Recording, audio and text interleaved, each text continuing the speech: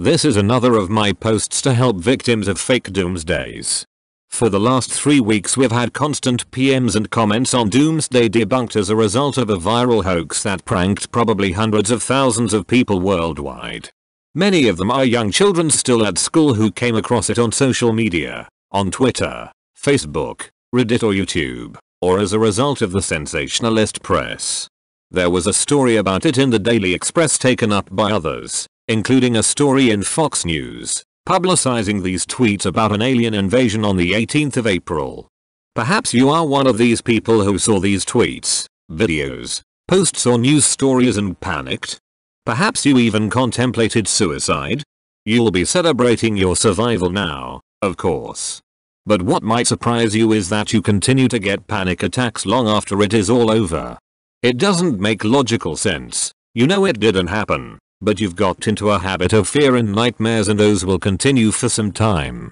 If this happens, the main thing to realize is that it is normal. Happens to nearly everyone who went through what you did.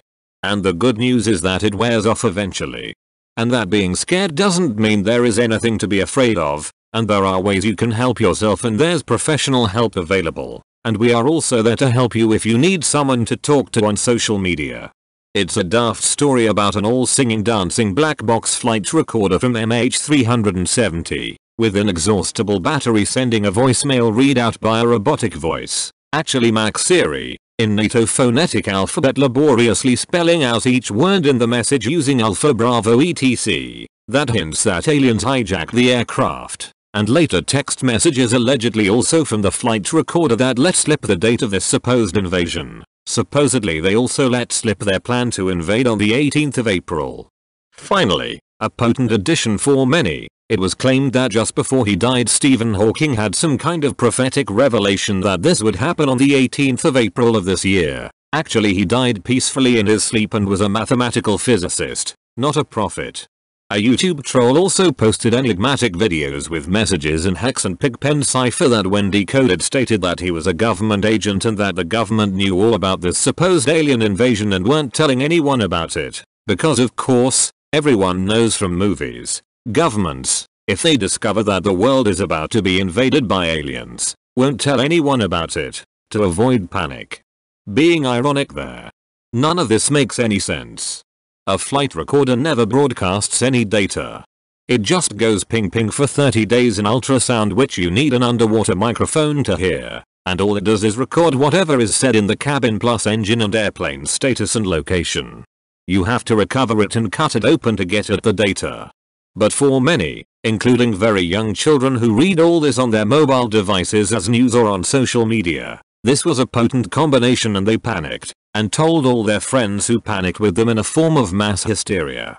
The very daftness of the story made them even more scared as they tried to puzzle it out, with trolls adding layer after layer of extra complexities to it. Also governments do not suppress information about predicted disasters.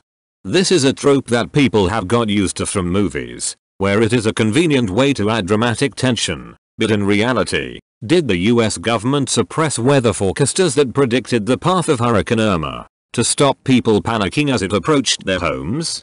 Of course not. You may also find it helps to read my Why We Don't Need to Fear an Alien Invasion. To give some idea of the scale of the panic, and how viral it was on social media, a Facebook post about this story got over 20,000 shares in a little over 2 days. I think it is fair to say that most of those shares were by people seriously scared and panicking that the world was about to be invaded by aliens. It wasn't the sort of post you'd share as a joke. There were also over 17,000 comments on it, most by people who simply commented tagging one or more of their friends to alert them to the post. Many probably tagged friends on the shares too. Assuming 5 people on average saw each of those shares and panicked, that would make 100,000 panic attacks from that one post. That is just one Facebook post for a few days. It's been going on for 3 weeks now, with Facebook posts and tweets on Twitter by it many times a day by scared people, YouTube videos about it, a blogger interview, and a dedicated subreddit devoted to trying to solve puzzles set by trolls all based around this one hoax.